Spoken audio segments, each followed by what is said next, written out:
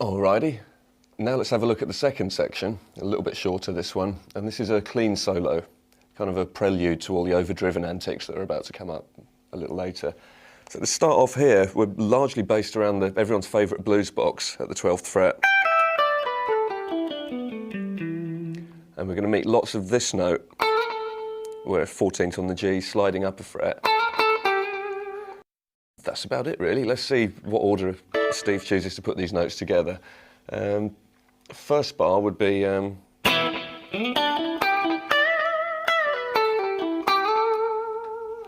so what we're doing there is picking the A string at the 12th fret and hammering on at the 14th. And now on the D string, 12 and 14, quickly visit the G string at the 12th fret and back to the D at the 14th. So 3, 4. And now a bend here, 15th fret on the B string, up a tone. Repick it and let it down quickly. And now just all the way down the blues scale, as far as the 14th fret on the D. And now the next bar starts with this note here. You could hammer it, but I think on the record he's sliding. And give it a nice long wobble while you're up there. And now for the part that you can scarcely hear on the record. If it's possible to play notes in brackets or under your breath, that's what he's doing here.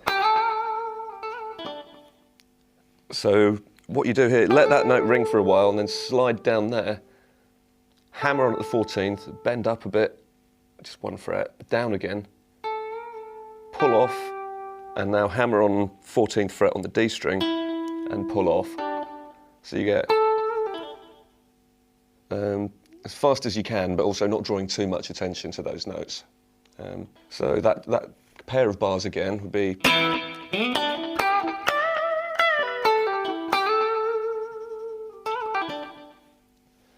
All right, next bar.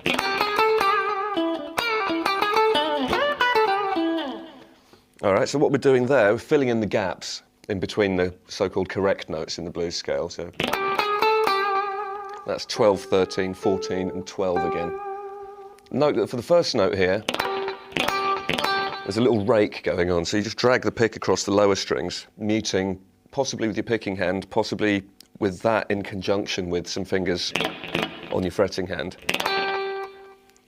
So if you slow that right down, you only actually hear this as a proper note. All right, so after that section there, it's a 14 and 12 on the D string. And now this little unit here, you pre-bend from the 14th fret on the G string, you pre-bend up a semitone, pick it, let it down and pull off to the 12. So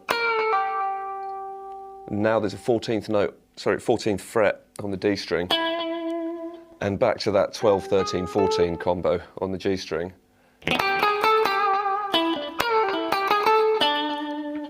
And you end that little phrase on a 12th fret on the D string. And finally, so that one there, you slide up to the 15th fret on the B, cut it off, and then down these three, 12 on the B, 14 on the G, 12 on the G. All right, so next bar.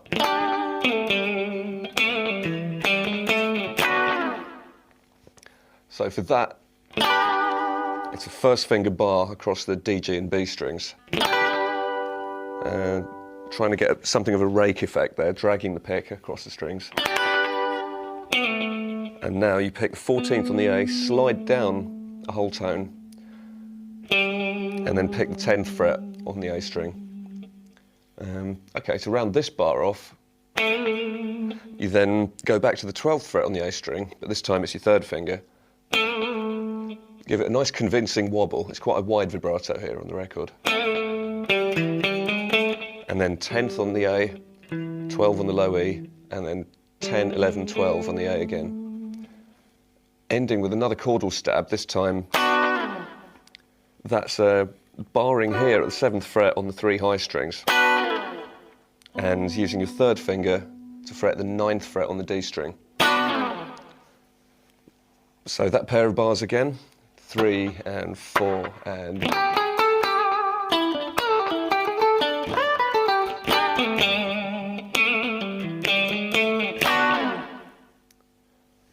Okay, the next phrase.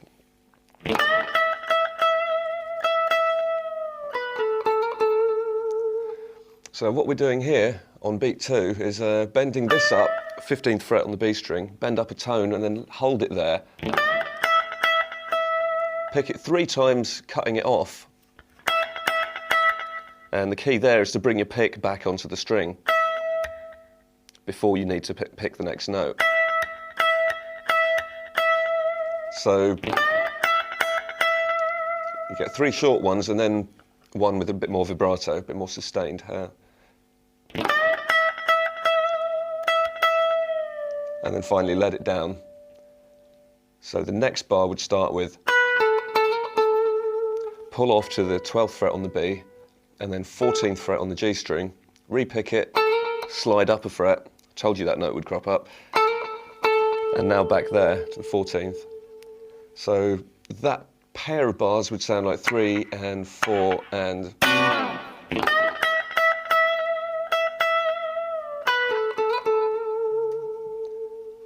And now for a quirky little fill. I think your best bet here is to hold down this chord shape.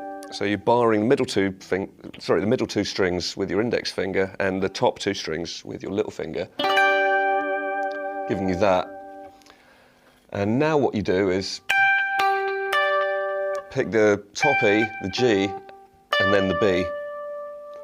And at this point, your 3rd finger creeps in, manages to get to the 14th fret and pre-bend it up a tone before you get to pick it. So that whole unit would sound like...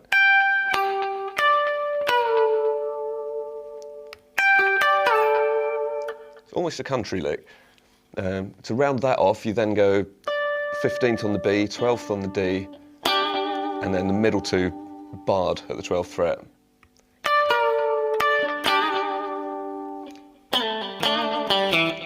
And to round it off, this slide, technically from the 9th fret, but I don't think it matters too much so long as you land on the 7th fret. And then that bar there, shake it a little bit. And to greet that chord, we have a 5th fret on the D and then 5th fret on the A. And now come up. And that's everybody's favourite power chord again, just E5. So that whole chunk, one more time for luck, would be 3 and 4 and...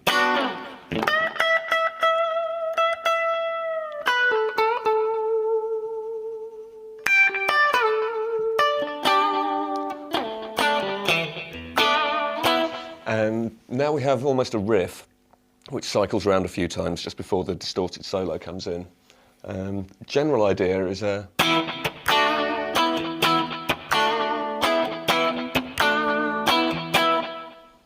Alright, so you start off with that power chord, the A, D and G strings, and then go to a 1st finger bar at the 7th fret. This is the D, G and B this time, so... And back to all of the power chord except for the A string. And then you just play that one a little more quietly. So the whole thing loops around 3 times and then there's a fill. So.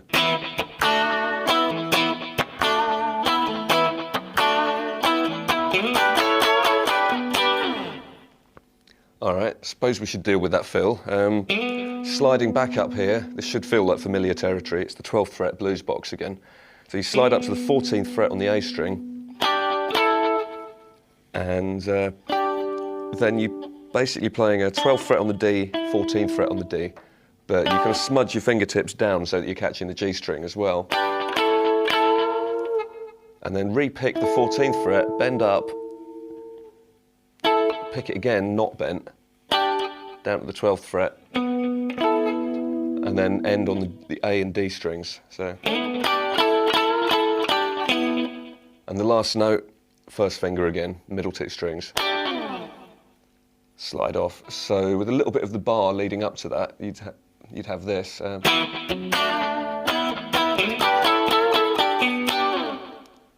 And then the riff recurs a couple more times. It's slightly different now.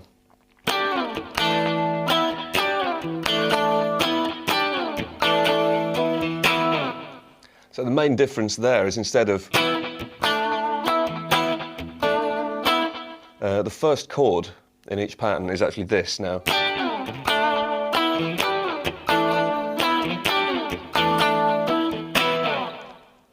And that's the last we'll be hearing from the clean guitar for a while.